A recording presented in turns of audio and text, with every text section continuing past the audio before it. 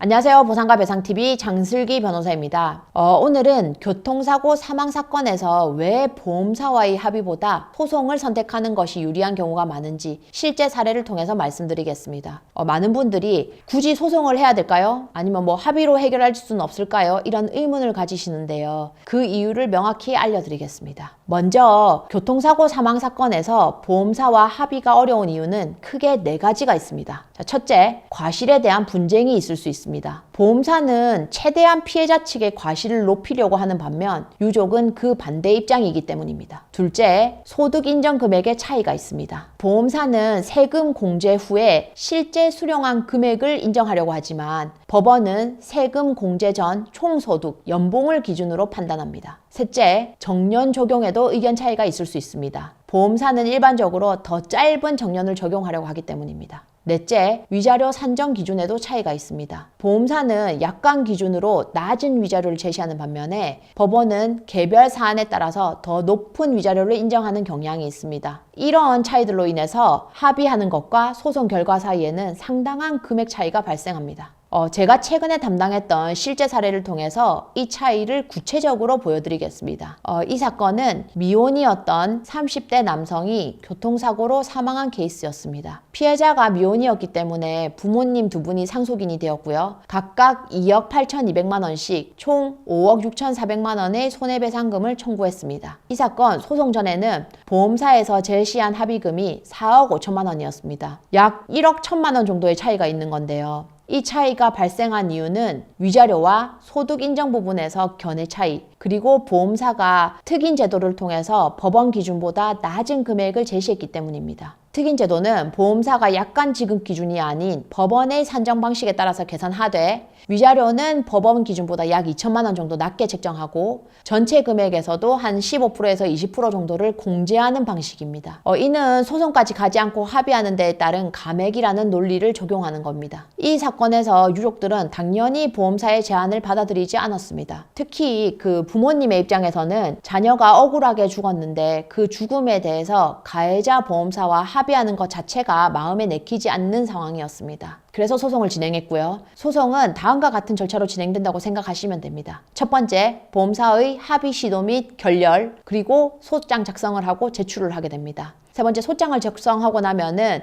보험사 법무팀에서 추가 협상을 시도하는 경우도 있고요. 없을 수도 있고요. 네 번째는 이제 소송을 준비하고 소송을 진행하게 됩니다. 그렇게 소송이 다 끝나면은 법원은 이런 교통사고 사건의 경우에는 거의 한 95% 이상 화해 권고 결정을 하는 경우가 많습니다. 이거는 그 판결문을 쓰지 않고요. 금액만 정해서 판사님이 생각했을 때 적당하다고 생각되는 그 손해배상금을 명시하여서 양측에 보내게 됩니다. 근데 이 하해 공고 결정에 대해서는 14일 이내에 양측 모두 이의 신청이 가능하고요. 만약에 한쪽이라도 이의를 하게 되면은 다시 판결 절차로 넘어가게 됩니다. 그래서 판결이 이루어지게 되고 판결에 대해서 양측 다 항소를 하지 않게 되면은 판결금이 지급되고 이제 소송 비용을 청구하는 과정으로 넘어가게 됩니다. 실제 이 사건의 소송 진행 과정을 살펴보면요. 소장이 접수되었고 약 1년 후에 판결이 내려졌습니다. 이제 판결의 내용은 원고 1과 2, 그러니까 부모였죠. 부모 각각에게 2억 8천만 원,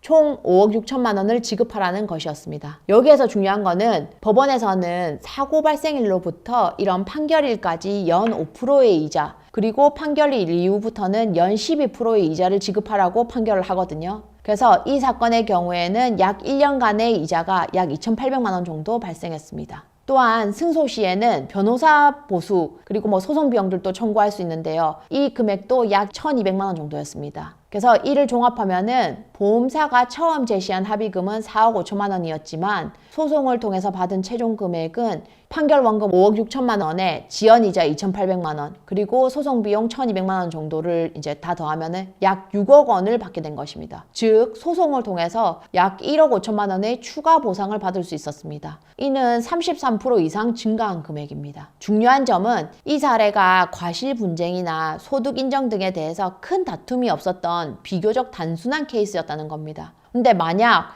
다른 쟁점이 있다면은 그 차이는 더 커질 수 있습니다. 예를 들면은 과실 비율에 대한 다툼이나 소득 인정 금액에 대한 차이, 그리고 특별 가중 위자료 청구, 그러니까 뭐 음주운전 사고, 무면허 사고, 뺑소니 사고 같은 경우에는 우리가 위자료가 특별 가중되어서 더 높은 금액이 인정되기도 하거든요. 이렇게 추가 쟁점이 있는 경우에는 합의금과 판결금의 차이는 더욱 커질 수밖에 없습니다. 그렇다면 소송을 결정할 때 어떤 점을 고려해야 될까요? 소송을 고려할 때는 소송 실익을 계산하는 것이 중요합니다. 즉, 소송을 했을 때 최소한 얼마를 받을 수 있고 최대 얼마까지를 받을 수 있는지, 그 차이가 소송 비용과 시간을 들릴 만큼 충분한지를 판단해야 됩니다. 또한 유족의 정서적인 측면도 고려해야 됩니다. 많은 유족들은 경제적인 보상보다는 공정한 법적 판단을 받고 싶어하는 경우가 많습니다.